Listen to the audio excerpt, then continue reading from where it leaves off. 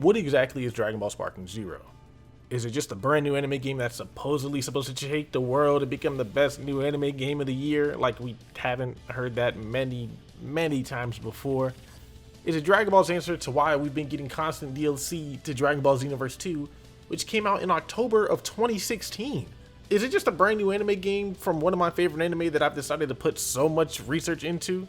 The answer to all those questions is yes. Dragon Ball Sparking Zero has been in development for the last 5 years, and it finally comes out in October of this year. Now I know, unless you've been living under a rock this entire time, or, anime games just aren't your go-to, and that's always okay. But the promotions for this game have been everywhere. I mean, we've gotten characters and gameplay trailers from Bandai Namco, tweets from the Dragon Ball Games Twitter account, and if you've gone deep enough, you've probably even seen the Japanese scans of the game, or at least a translated one somewhere. Before the game releases, I did just want to make this quick little video talking about everything you should know about Dragon Ball Sparking Zero so far. Before we begin, I just want to cover 2 quick things. Again, the goal is to cover everything that we know so far, but if we get another trailer in the future after this video is posted, it obviously won't be mentioned in this video.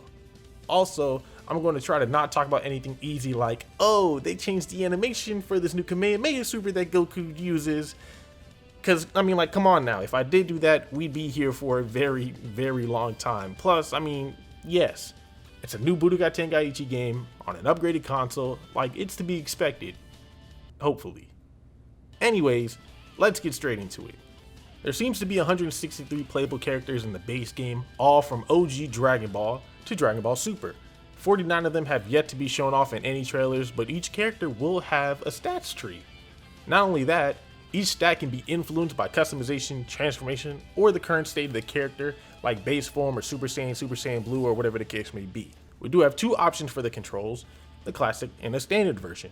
The standard is the default game controls, and then there's the classic controls that let us play the game similar to the old Budokai Tenkaichi games. In terms of in-game battles, we have new moves like Short Dash, which is used to boost movement for a brief period of time, but it does use Ki, so you can't necessarily spam it. Vanishing Assaults also use Ki, but it's used mostly for mid-range combat.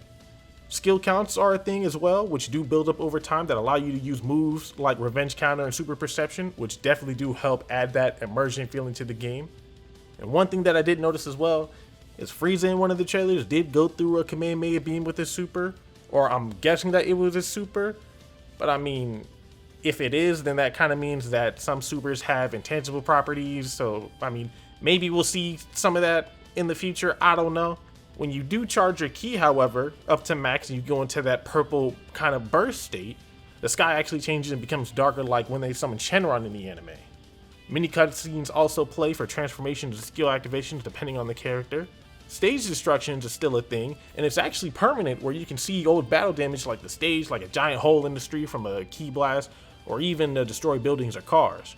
Now, the one thing I wish I can confirm, but I can't right now, is that stage transitions, I don't necessarily know if they're a thing. So for example, if we were to play on planet Namek and somebody does a move and next thing you know the whole planet gets destroyed and then we get switched over into the red destroyed planet Namek, I don't know if that's a thing. However, there's still a lot more time until the game comes out, so hopefully it'll be an added feature.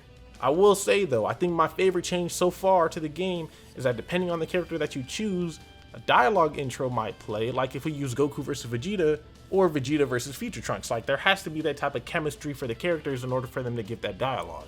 Just because it's a new game doesn't mean that they can't bring back old mechanics. Everyone's favorite moves like Sonic Sway, Beam Struggles, and regular clashes are back, and I know that they did it for nostalgic purposes, but to me that's why the Budokai Tenkaichi series was as fun as it was. They've also added grab clashes as well that we've seen in the fight between Kale versus Dragon Ball Super Broly in one of the trailers. And then depending on if you pick the classic or the standard controls, your gameplay for any of those quick time events like the beam struggles will actually be different. For example, if we use the classic controls, we might be going through a little bit of controls, I can at least say that much, but if we use the standard, then we might just be doing button mashing. But I don't know about y'all, it's classic all the way for me. There are 2 types of battles in the game, episode battles and custom battles.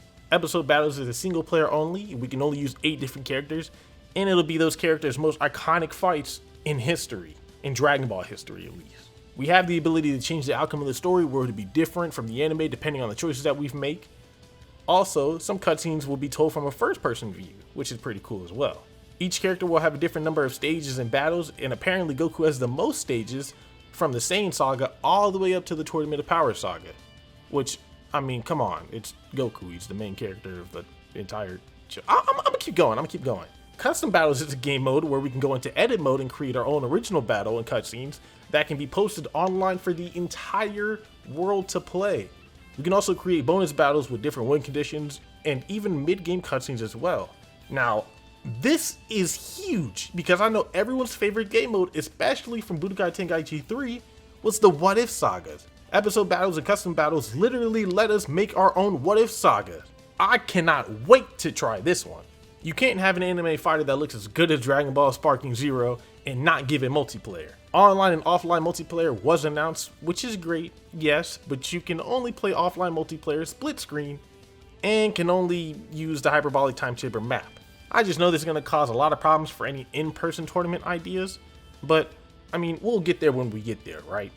There are many ways that you could buy this game, online, offline. There are a lot of additions to the game as well that you could buy, all varying from the standard edition that just has the full base game to the premium collector's edition that'll include a steelbook, exclusive trading cards, and a lot more than just that. But to not bore anyone with what's all inside of each and every single package, I'll just leave this picture up on the screen for you all, and you can just pause the video and take a look.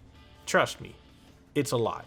If anything, I will point out that this does confirm that we'll be getting at least 3 DLC packs. One from the superhero movie, the new Dragon Ball Daima anime that hasn't came out yet, and the third is still empty, so we just don't know what it could be.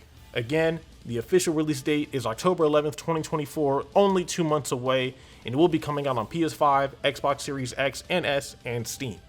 Hopefully this video excites anyone that wasn't already excited for Dragon Ball Sparking Zero. I'll leave a link in the description to the official website as well as the official Dragon Ball Games Twitter account if you wanted to take a look and do some research on your own, you know. If there's anything that I missed, please let us know what it is in the comment section below.